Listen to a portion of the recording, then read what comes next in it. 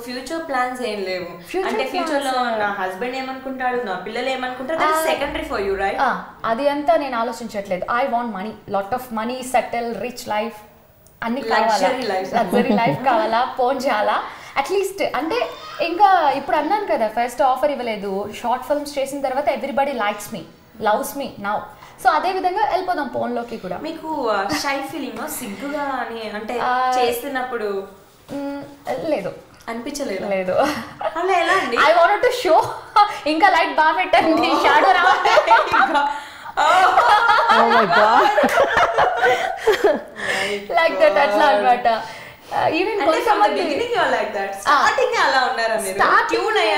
Starting కొంచెం shy అనిపించింది that is what I am asking ఆ తర్వాత నేను ఇన్స్పైర్ అయ్యాను అంత పెద్ద పెద్ద హీరోయిన్సే చేస్తున్నారు ఆఫ్టర్ ఆల్ నేను ఎంత నేను వాళ్ళ కాలి గోటికి కూడా సరిపోను ఏ విషయంలోనే గ్లామర్ కావచ్చు పేరు కావచ్చు సో అంత పెద్ద వాళ్ళే తప్పు అనుకోవట్లేదు they daring to do okay then I will also do అలా అని చెప్పేసి నేను అనుకున్నాను అనమాట మీ మతంలో చాలా కట్టుబాట్లు ఉంటాయి అంటే మీ కల్చర్లో మీరు కనీసం బయటికి రావడానికైనా సరే ఆలోచిస్తుంటారు అట్లీస్ట్ ఆ బుర్కా తీసి కొంచెం చూడాలంటే కూడా ఒక రకమైన భయం అనేది ఉంటుంది అండ్ నా ఎక్స్పీరియన్స్లో నా ఫ్రెండ్స్లో కూడా చూశాను నేను అట్లీస్ట్ నెయిల్ పాలిష్ కూడా పెట్టుకునే వాళ్ళని కూడా నేను చూశాను సో అట్లాంటి బ్యాక్గ్రౌండ్ నుంచి వచ్చిన మీరు ఈ సిల్వర్ స్క్రీన్లో ఎలా ముందుకెళ్తున్నారు నేను ముందు కంటే ఫస్ట్లో చాలా ఇబ్బంది పడ్డా ఫస్ట్ మా మదర్ ఒప్పుకోలేదు నన్ను వద్దు అందులో వద్దు వెళ్ళకు అని చెప్పింది అయితే ఒక మాకు తెలిసిన మామయ్య ఉన్నారు ఆయన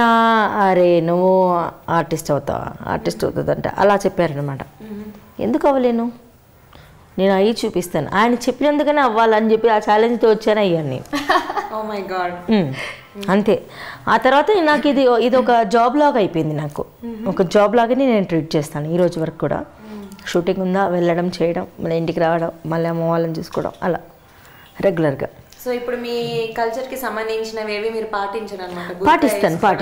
పాటిస్తాను మా అమ్మ వాళ్ళకి ఎలాంటి మర్యాద భంగం కలగకుండా అక్కడికి వెళ్ళినప్పుడు బుర్కా వేసుకుంటా ఇక్కడ మీరు జాబ్ లో ఇలా ఉంటారు కదా మీ ఇంట్లో ఎలా ఉంటారు మీ అమ్మ వాళ్ళ ఇంట్లో కాకుండా మా ఇంట్లో నైటీతో ఉంటాను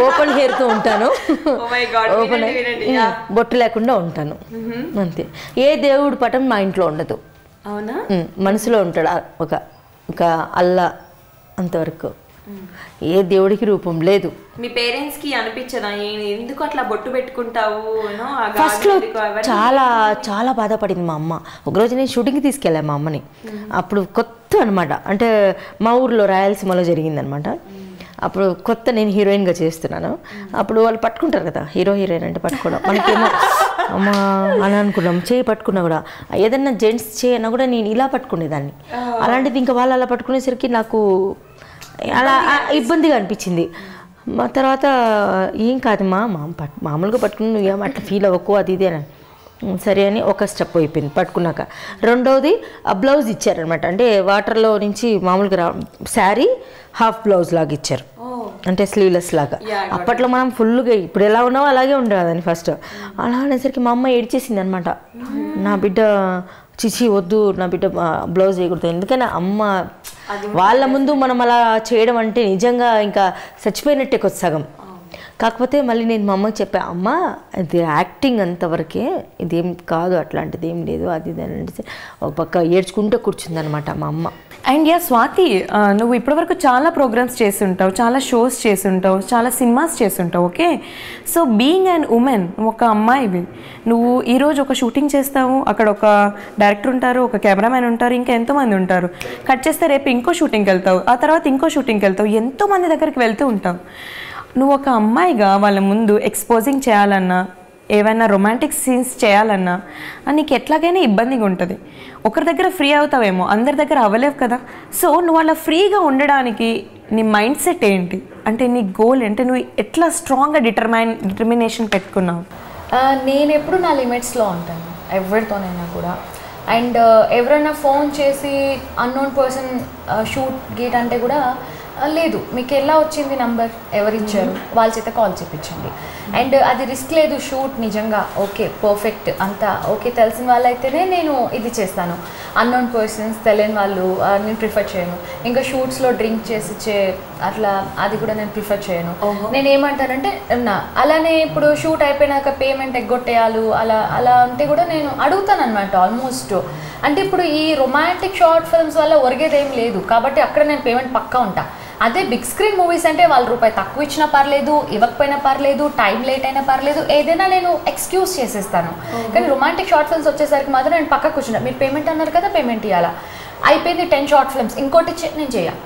10 అన్నారు, మీరు 10 ఆ 10లో కూడా మీకు ఎంత కావాలో అంతకన్నా ఎక్కువే నేను ఎక్స్పోజ్ కావచ్చు, ఏదైనా నేను ఎక్కువ ఇచ్చాను మీకు చాలు. ఇంకా మీకు కావాలంటే మీరు మళ్ళీ పెట్టుకోండి షూట్, ఎందుకంటే దానివల్ల అమౌంట్ అంతా వచ్చేది మీకే, దాంట్లో ₹1 కూడా నాకు అవసరం లేదు. మీకు ఏం కావాలో నేను చేసిన అంతే, దట్స్ ఇట్. సో ఆ విధంగా కొన్ని దగ్గర రిస్క్ ఇచ్చే వాళ్ళు కూడా తగులుతూ ఉంటారు, బట్ నేను కేర్ చేయను అనమాట. అంటే నా క్వశ్చన్ని మీరు క్యాచ్ చేయలేకపోయారు యాక్చువల్గా. మీరు అంతమందికి ఓపెన్ గా ఎలా ఉండగలుగుతున్నారు అంటే మీ ఫీలింగ్ అంటే మీరు స్ట్రాంగ్ గా ఏదో ఒకటి పెట్టుకుంటారు కదా ఫీలింగ్, అంటే అది మనీ కావాలి సో నేను ముందుకు వెళ్ళాలనుకుంటారా, లేదంటే ఏంటి మీరు అసలు మనసులో ఏం పెట్టుకుంటారు? అంటే like I know it's acting అని చెప్పి, సో యాక్టింగే కాబట్టి అందరు అబ్బాయిలతో చేస్తాం. కానీ మీరు అన్నంత ఈజీగా కాదండి అది. అంటే ఇప్పుడు కొందరితో చేస్తున్నప్పుడు మంచిగా ఉంటుంది, కొందరితో చేస్తున్నప్పుడు నచ్చదు. కానీ నేను రెండింటిని ఒకేలాగా చేస్తాను. అంటే నేను అంటే ఇట్స్ కామన్ అయిపోయింది చాలా మందిని. ఇప్పుడు ఎగ్జాంపుల్ చెప్తాను, మా డాక్టర్ గారు ఒక జోక్ వేస్తారు. సమరం గారంట ఎవరైనా ఫేస్ చూసి గుర్తుపట్టరట. సమరం గారు చెప్తారు, ఎవరైనా పర్సన్ వస్తే అంటే ఆయన ఓన్లీ ఇన్నర్ పార్ట్స్ చూస్తారు, అందరికి ఏంటి ఇన్ఫెక్షన్ సంథింగ్. ఆ విధంగా నేను అందరు అబ్బాయిలకి చూసేస్తున్నా నాకు ఏం ఫీలింగ్ లేదు ఎవరిపైనా.